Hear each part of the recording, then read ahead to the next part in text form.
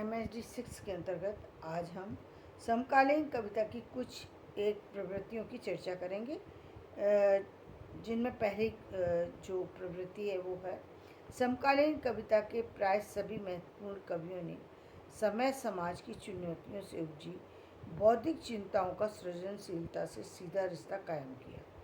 इन सभी कवियों ने अपनी काव्य संवेदना को इतना धारदार, निर्भय और व्यापक बनाया कि उसमें न केवल राजनीतिक आर्थिक क्षेत्रों के भ्रष्टाचार, चरित्रहीनता पर तेज टिप्पणियाँ, व्यंग, वक्रोक्तियाँ, खीज, आक्रोश, गुस्सा, विद्रोह की मुद्राएं, वरन मानवीय सार्थकता के सभी सरोकार सक्रिय हैं। क्या कहा उन्होंने? समकालीन कवियों ने क्या किया कि महत्वपूर्ण उन्होंने समय समाज की चुनौतियों से उपजी जो बौद्धिक चिंताएं थी, जो विषय थे, उन पर जो है वो चर्चा की, उन पर अपना कार्य किया। वो कौन से विषय थे?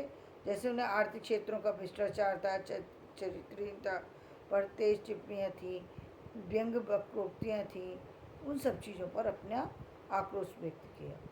समय और समाज के जटिल यथार्थ को उजागर करने के लिए इन सभी काव्यधाराओं, आंदोलनों, प्रवृत्तियों के कवियों ने अपनी गहरी सामाजिक सांस्कृतिक जागरूकता का एहसास कराया। जीवन जगत के व्यापक प्रश्नों को उठाने के कारण इस काव्य भूमि की अर्थ चेतना का विस्तार हुआ।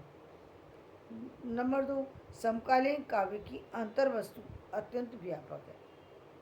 जैसे एक बाह्य वस्तु होती है, यानी बाह्य कलेवर होता है, एक होता है कविता का बाह्य कलेवर, यानी जिसमें हम सौंदर्य की वो सारी चीज़ें, छंद देखते हैं, अलंकार देखते हैं, उसमें बाहर की अभिव्यक्ति कैसी, यानी किस तरीके से उसको पिरोया गया है वो देखते हैं। और एक होती है आंतरिक सज्जा। आंतरिक सज्जा में क्या था? विषय। पहले तो विषय क्या बनाया, फिर उसको कैसे प्रस्तुत किया, विषय की गहराई तक व्यक्ति कैसे पहुंचा, विषय की प्रमुखता किस तरीके से रखी है, तो इस बात को महत्व दिया गया। समकालीन काव्य की अंतर्वस्तु अत्यंत व्यापक है, इतनी व्यापक कि पूरे देश की जनता के दुखते कसकते अनुभव इस सृजन में व्याप्त हैं। देश की राजनीतिक, सामाजिक, आर्थिक, सांस्कृतिक, धार्मिक, नैतिक सभी समस्याओं, प्रश्नानुकूलताओं को इन रचनाओं में निर्भय भाव से अभिव्यक्त किया गया है। लोकतंत्र का भीतरी खोखलापन, कांग्रेसी समाजवाद का ढोंग और छल, पूंजीपतियों से सांठगांठ की चरित्रहीनता, जनता का भयंकर अवशोषण, श्रम का परायापन, आत्मनिर्वासन, अमानवीयकरण, भाषण नीति के साथ दगा, हरित क्रांति की असफलता, आपातकाल की क्रूरता और पागलपन, लोकनायक जयप्रकाश नारायण की लोक क्रांति, अमेरिकी भीख पर बढ़ती निर्भरता, सांप्रदायिक शक्तियों का उभार, जातिवाद, प्रदेशवाद, नस्लवाद, घटिया आधुनिकतावाद, व्यक्तिवाद, मार्क्सवाद की टक्कर, युवा पीढ़ी के विद्रोह के अनेक पक्ष, हताशा के गहरे घाव आदि परिस्थितियों को चित्रित किया।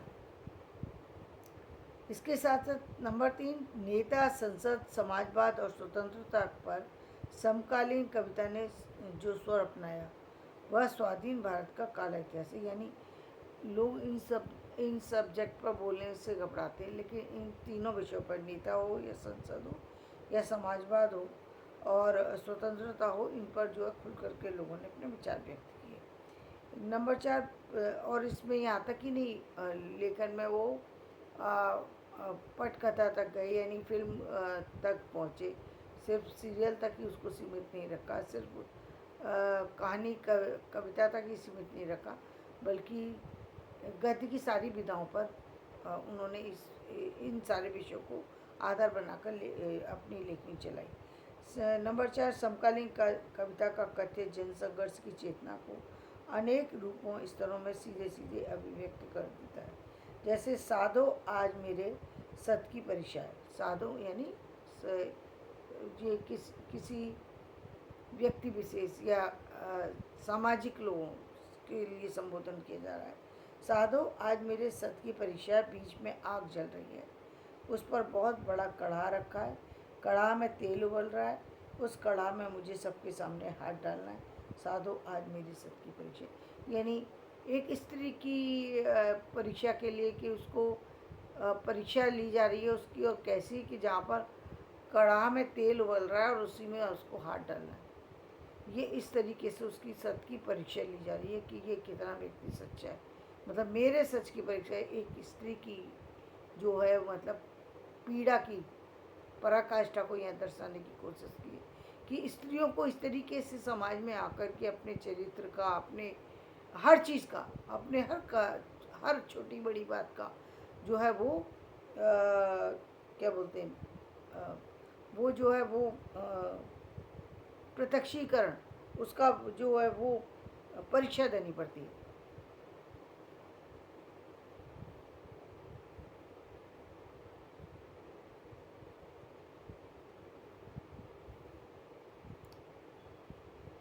नंबर 5, नई कविता मोहभंग की कविता है पर समकालीन कविता मोहभंग की कविता नहीं है। वह मतलब नई कविता जो है मोहभंग की कविता है। यानी नई कविता में क्या हुआ है कि व्यक्ति का जो जितना मोह था, जैसे कि अभी आप देख रहे हैं, मैं भी जो जितने मोटिवेशनल वीडियो देती हूँ, आज मैंने जो वीडियो बनाया था उसमें वो आधा थोड़ा सा करके छोड़ना पड़ा था, वो वीडियो कट किया था, वीडियो में स्पेस नहीं था। तो जब हम बिल्कुल यथार्थ के उस चीज़ को अब हम व्यक्त कर रहे हैं जो बिल्कुल यथार्थ है, जहाँ पर हम पहले पहुँचे नहीं थे, हम सारी ऊपर की सतह पर रह जाते थे, वास्तविकता तक नहीं जा पाते थे। वास्तविकता क्या है? वास्तविकता ये जैसे एक समय ऐसा था जब हमारे पेरेंट्स ने हमारी पेरेंटिंग की और हमें सिर्फ यही बताया कि चाहे वो परिवार का कोई भी बच्चा था, कोई भी सगा संबंधी था, उनके जितने बच्चे थे उन सबको कहा कि ये सारे तुम्हारे भाई हैं। और ये क्योंकि इस तरीके से वो लोग व्यक्त करते थे, इस तरीके से परिचय देते थे, इस तरीके से हमें बताया गया था कि जब कोई हमसे पूछता था तो मैं कभी अपने आप को अकेला नहीं बोलती थी, इतने सारे भाई बहन बता देती थी। वो मेरी शक्ल देखने लगता था, ये इतने सारे भाई बहन हैं इनके, ये तो अकेली, इनके पापा तो कह रहे थे ये अकेली, ये इतने भाई बहन कहाँ से। बाद में वो पूछते होंगे, करते होंगे, लेकिन इस तरीके से ये एक तरीके से उस समय के समाज का चलन था कि वो इस तरीके से व्यक्ति को, बच्चे को बोध कराते थे। लेकिन ये बोध कराना नहीं है, एक तरीके से बच्चे को एक परेशानी में डालना है कि बच्चा इतने सारे लोगों को अपना समझ रहा है, अपने भाई बहन साथी, मतलब भाई बहन परिवार के लोग समझ रहा है, वो यही समझ रहा है कि ये सब मेरे अपने हैं। यहाँ तक कि पड़ोसियों को भी अपना बता देते थे। तो हमारे, यदि मैं अपनी बात कहूँ तो मुझे तो यही नहीं पता था कि पड़ोसी है कौन। मुझे तो सारे लोग अपने ही परिवार के ही लगते थे। बहुत बड़ी एज में जाने के बाद तब समझ में आया कि ये सारे लोग मतलब हमारे रियल में जो हमारे चाचा ताऊ हैं वो अलग हैं और ये लोग हमारे पड़ोसी हैं। लेकिन मुझे उसका बोध नहीं था। लेकिन ये बोध कराना ज़रूरी होता है ताकि बच्चे को चोट ना पहुँचे, क्योंकि बाद में व्यक्ति व्यवहार तो उसी तरीके से करेगा ना। हम उस तरीके से कर रहे हैं लेकिन दूसरा तो इस तरीके से नहीं करेगा। खैर वो विषय लंबा हो जाएगा। तो जो मोह भंग की स्थिति हुई ना, या मोह भंग हुआ, अब तक हम जिस मोह में थे कि ये सब हमारे, सब चीज़ हमारी है, एक अनजाने मोह में बढ़ रहे थे।